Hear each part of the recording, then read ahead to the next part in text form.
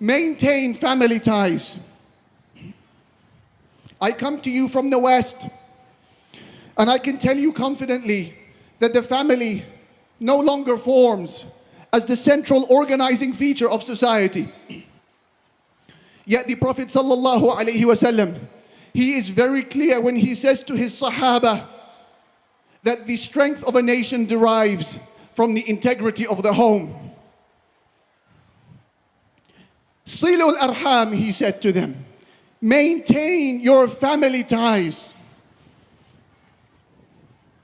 And he would say to his companions, Inna a'jala ta'ati thawaban silatul rahim. The good deed that will be the quickest in terms of coming to you by way of a reward is upholding family ties. Allah must reward you for it in this world before the hereafter.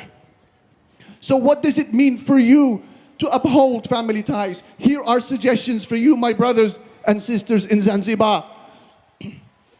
If you're able to live near your mother and father, live near them.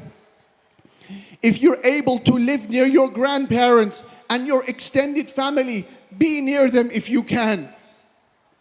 Ensure that there is a rota between you as a family members, that no elderly in the family is left without contact and visit, love and care.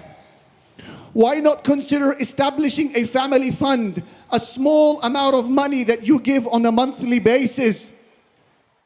For those who need it, they can use that money. What barakah will Allah give you in your life because of that? Silul arham, maintain family ties.